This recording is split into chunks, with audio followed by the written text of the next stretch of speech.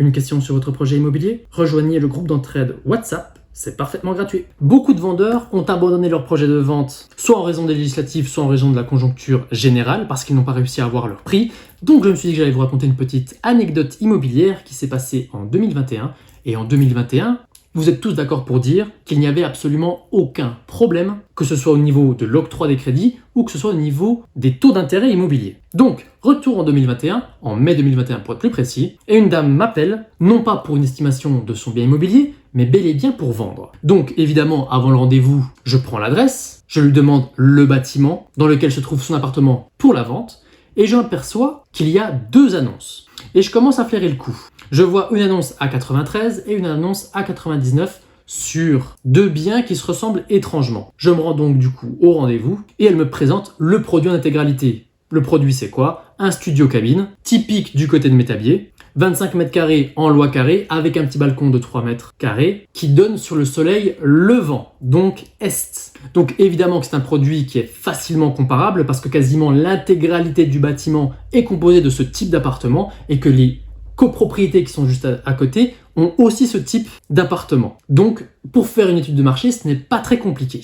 Et entre nous, à peine j'étais rentré dans l'appartement, je savais déjà quel était réellement le prix du marché de ce bien-là. Et donc je lui demande comment est-ce que vous êtes arrivé à ce prix-là. Elle me répond très gentiment, écoutez, c'est pas compliqué, j'ai une autre annonce avec une autre agence, une annonce qui est à 99, et moi j'essaie de vendre de particulier à particulier à 93. Donc les 2 annonces que j'avais vues étaient bel et bien les bonnes. D'accord, donc c'est l'autre agence qui vous a proposé ce prix-là. Exactement. Et en plus ça tombe bien parce que j'ai même été surprise que moi j'en voulais minimum 90 000. Je dis écoutez, très bien, donc avec tous ces résultats-là, pourquoi est-ce que vous m'appelez?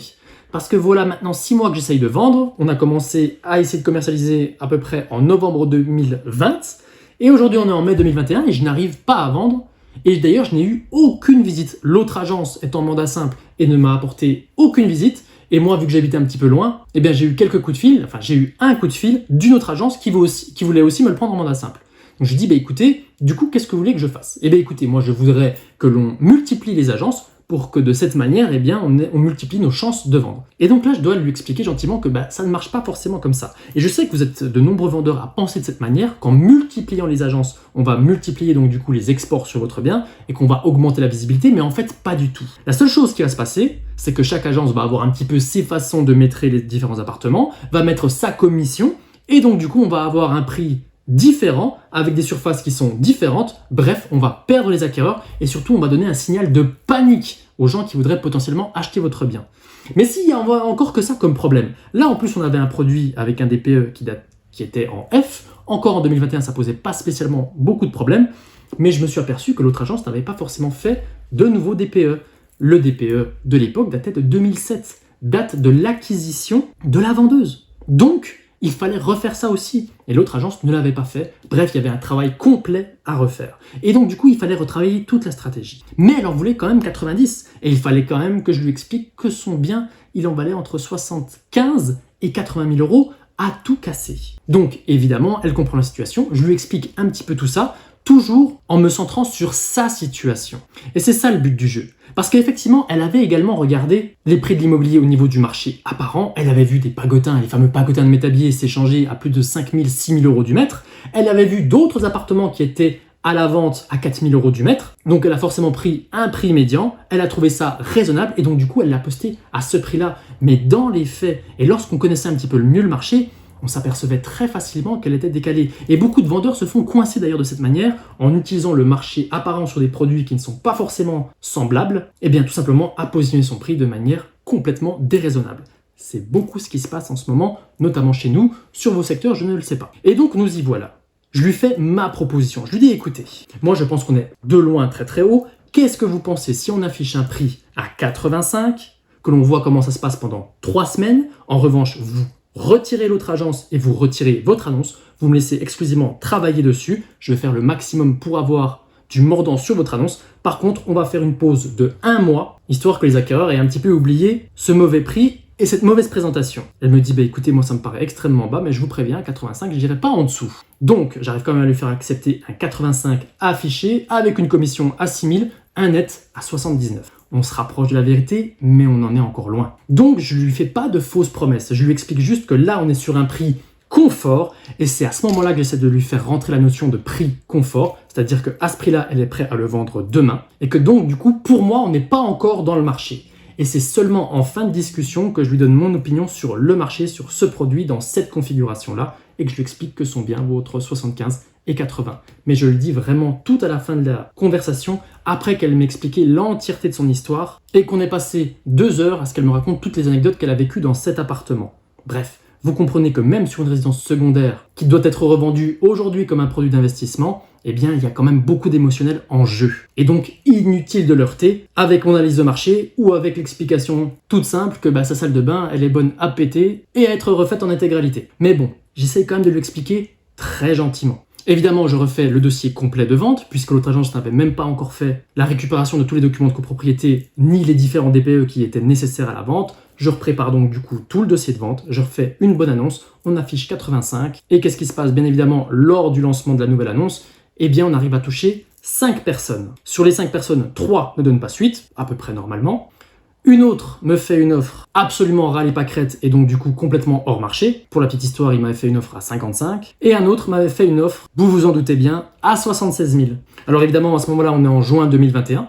Elle voit qu'elle a des visites, elle voit qu'il y a des gens qui s'y intéressent sincèrement. Et aussi et surtout, tout au long de la commercialisation, je lui explique un petit peu ce qu'il se passe. Et de temps en temps, j'ai du mal à lui expliquer pourquoi est-ce que d'autres agences publient des biens à des prix beaucoup plus élevés. Et je lui dis, écoutez, c'est pas compliqué, on se reparle dans un mois, vous allez voir que les produits n'auront absolument pas bougé. Évidemment, c'est ce qui se passe. En ce qui concerne l'offre à 76, pour l'instant, elle la retoque. Qu'est-ce que je fais? J'éteins gentiment mes annonces et je refais une publication. Au final, je retouche à nouveau 3 personnes, une n'est pas intéressée, une autre me fait une offre à 74 000 euros et une dernière me fait une offre à 77 000 euros. Donc, sur mes 3 semaines de commercialisation avec une pause de 1 semaine, j'ai réussi à avoir 3 offres. Et évidemment, je suis agent, donc moi, le but lorsque je fais une visite avec un acquéreur, c'est bel et bien d'avoir l'offre la plus haute possible pour la faire passer à ma vendeuse. Et au final, en lui réexpliquant un petit peu toute la situation, en lui redonnant les avantages à accepter l'offre à 77, en lui expliquant simplement qu'elle n'aura même pas à être présente lors de la signature du compromis ou de l'acte authentique parce que je m'en occupe et parce que je vais lui faire signer une procuration, elle comprend que la transaction peut aller vite. Et à la fin des fins, en discutant avec elle, notamment lors de la négociation pour l'offre à 77 000, elle m'explique qu'elle aurait besoin de 70 000 euros pour la fin d'année parce qu'elle part sur une résidence principale de l'autre côté de la France. Et donc c'est à ce moment-là que j'arrive un petit peu mieux à comprendre le pourquoi du comment, quelle était sa vraie contrainte, à savoir 70, et quel était son vrai délai contrainte, à savoir décembre 2021. Mais honnêtement, il m'a fallu beaucoup de temps et beaucoup d'énergie pour qu'elle m'explique tout ça. Elle ne voulait pas spécialement me donner toutes ces informations et je le comprends tout à fait. Mais le marché était celui-ci à ce moment-là. Au final, en ayant toutes ces informations et après des heures de discussion avec cette vendeuse, l'offre à 77 est acceptée. Malgré le fait que j'ai essayé de le faire remonter à 80, il a tenu sur ses positions et il est resté à 77 pour qu'au final, on trouve un accord. C'est comme ça qu'on a eu un produit qui était affiché en novembre 2020 à 99 et qui est finalement vendu en juillet 2021, juste avant que je parte en vacances d'ailleurs, à 77. Pour réaliser cette vente, au final, j'ai pas beaucoup utilisé l'aspect travaux, j'ai pas beaucoup utilisé l'aspect marché. Je me suis vraiment concentré sur la situation de la personne. Et dans la plupart des cas, c'est bel et bien ça qu'il faut faire lors de vos négociations en termes d'acquisition. Et lorsque vous êtes vendeur, le but du jeu, c'est de bel et bien comprendre où est votre confort et où est votre contrainte pour pouvoir ajuster votre stratégie au mieux. Parce qu'en effet, avec une publication plus longue à 99 000 sur son produit, elle aurait pu mouliner encore plus gravement son bien et donc perdre toute crédibilité,